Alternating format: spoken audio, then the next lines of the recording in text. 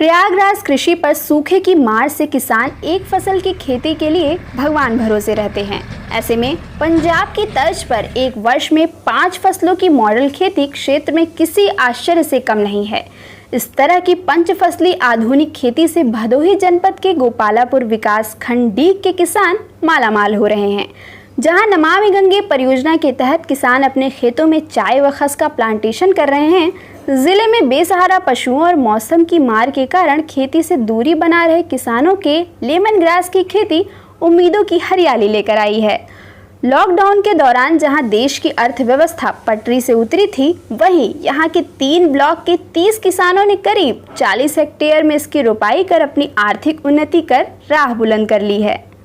Sir ये क्या है, 2 इस्तेमाल है इसका। हम इसका तेल भी निकाल सकते हैं। तेल जो इसे मार्केट में 1000 रुपये लीटर इस तेल बिकता है। और इसका एक कारण चाय पत्ती में इसको यूज कर सकते हैं। पत्ती को काट कर हम लोग मशीन में, चारा मशीन में डाल के उसको सुखाकर भी पत्ती भी हम लोग बेच सकते हैं जी, है ना जी। इससे सर जी नीचे इसके जड़ से हम लोग तेल निकालते हैं और इसका तेल का भी मार्केट में डिमांड बढ़िया है, जो हम विदेश हम लोग जो इसका एक्सपोर्ट करते हैं जी जी। तो इससे भी किसानों का लाभ है, कोई पशु इसको चरे नहीं। देखिए हमारे छोटा खेत है जो कहीं पशु इसको चरे नहीं है जी। तो हम तो किसानों से यही लाभ है, जो एक बार लगा देंगे पशु इसको खाएंगे नहीं। और इससे किसानों को लाभ जो है 1 एकड़ में 1 लाख रुपए की आमदनी होगी जी जी। भदोही जनपद के गोपालापुर विकास खंड डीग निवासी माता स्वरूप शुक्ल बताते हैं कि अब तक सिंचाई का साधन न होने व बेसहारा पशुओं की वजह से खेती नहीं हो पा रही थी। 2 एकड़ में लेमन ग्रास के पौधों का रोपण करा दिया है। पौधे भी तैयार हो चुके हैं। कुछ पौधे जो सूख गए हैं, उनकी जगह दूसरे पौधों का रोपण करा रहे हैं।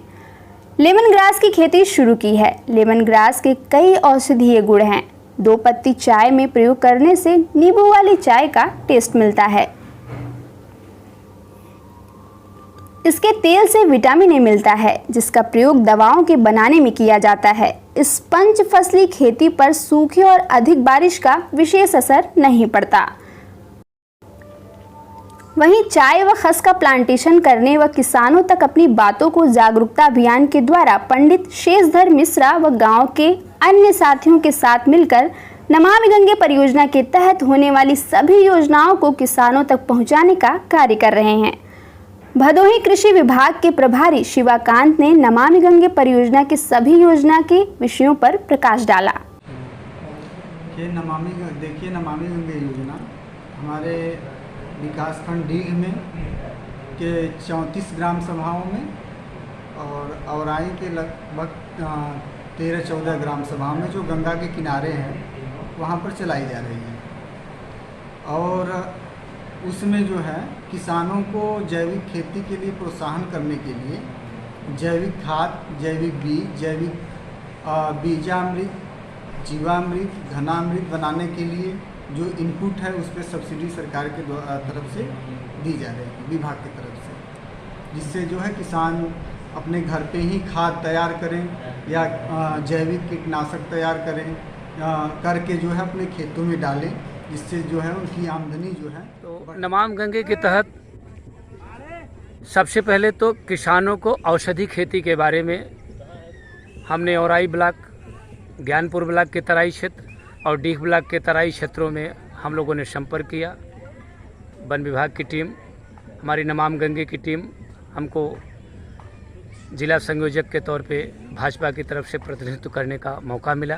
किसानों को बेनिफिट किसानों को तो होगा ही, हमारे राष्ट्र को होगा। हमारा राष्ट्र मजबूत बनेगा। किसानों का जो देश जय जवान जय किसान का नारा जो हमारे देश के लोगों ने लगाया है, उसकी सार्थकता अब जाके हासिल होने वाली है कि इस औषधि खेती से, इस जड़ी बूटी की खेती से किसान जो यूरिया और डाई का इस्तेमाल कर रहे हैं वो बचेगा। हमारी योजना है सरकार की कि गंगा के किनारे से 7 किलोमीटर की परिधि में हम ऐसी खेती को करेंगे जो है, और इससे दुगनी आय होगी किसानों की। जब डिजिटल न्यूज इंडिया टुडे की टीम भदोही इंचार्ज राजेश तिवारी गोपालपुर विकास खंड डीग पहुंचे तो जिला संयोजक अरविंद से बात कर परियोजना की जानकारी ली। उत्पाद बढ़ाने के लिए या इसको पैदा करने के लिए इसमें एकमात्र जैविक खाद होता है। जैविक खाद जो हर किसान अपने घर पे निर्माण कर सकता है।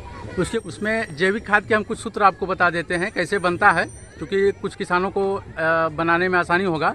जैसे गौमूत्र हो गया, गौ का गोबर हो गया, पीपल का पेड़ होता है उसके नीचे की मिट्टी और उसमें थोड़ा सा गुड़ का मात्रा होता है और अपना ये जो जल एक छोटा सा गड्ढा बना लेते हैं हम।